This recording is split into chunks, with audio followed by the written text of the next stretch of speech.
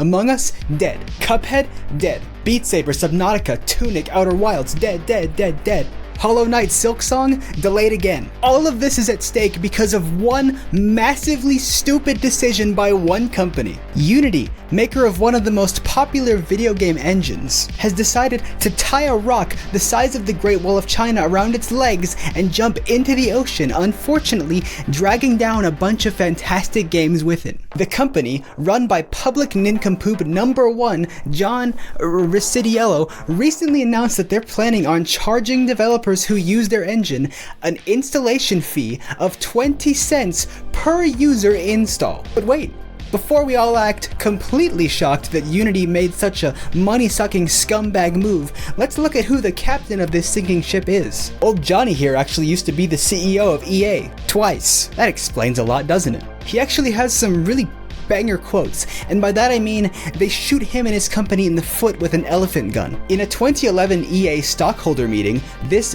bumbling buffoon shared a brilliant idea he had for the Battlefield franchise. Quote, "When you are 6 hours into playing Battlefield and you run out of ammo in your clip and we ask you for $1 to reload, you're really not that price sensitive at that point in time. Ah yes, charge players to reload their gun in an FPS game. He reloads our ammo and we reload his wallet. But that's not even his best one." In 2022, John the Wicked Walrus here called some game developers who don't prioritize monetization strategies in their creative process some of the biggest idiots. That's paraphrased for YouTube, of course. His original statement wasn't nearly as professional, but frankly, what can you expect from such a greed-driven pig? Anyway, this installation fee will be charged to games developed on Unity that reach a $200,000 yearly revenue and 200,000 lifetime installs. In the real world, that might look something like this.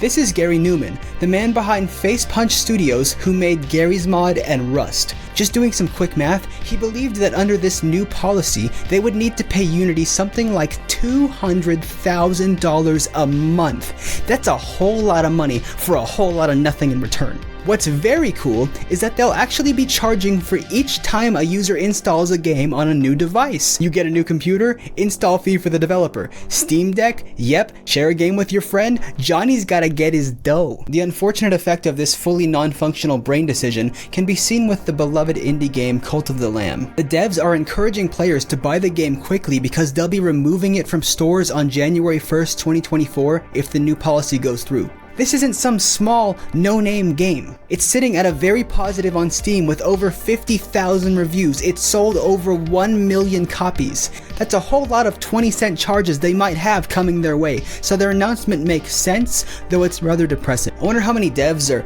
looking at this nonsense and considering banishing their games to the Shadow Realm to avoid massive fees. Let me list a few that you might know and love that'll be affected by this. Valheim, Risk of Rain 2, Cities Skylines, Raft, Ultra Kill, Hollow Knight, The Forest, Overcooked, Disco Elysium, Human Fall Flat, Ori and the Will of the Wisps, Firewatch, Pillars of Eternity, Escape from Tarkov, Superhot. You get the point. There are a huge amount of wonderful games that are at risk here because some dinklehead in a suit thought they found a good way to make some more money. How about some games that are currently in development on Unity that might need to switch to a different engine, delaying them massively? Hollow Knight Silksong comes to mind, and dag nabbit, the last thing we need is for that game to get another delay. Something I find really funny here is Unity's policy towards subscription services like Game Pass. They clarified that in those cases, install fees would be charged to the distributor, which would be Microsoft in the case of Game Pass. We don't do beatings in the public square anymore, but I guess we're gonna revive that old tradition just one more time so Microsoft can go publicly flog Unity in the court with, you guessed it, a gravity hammer.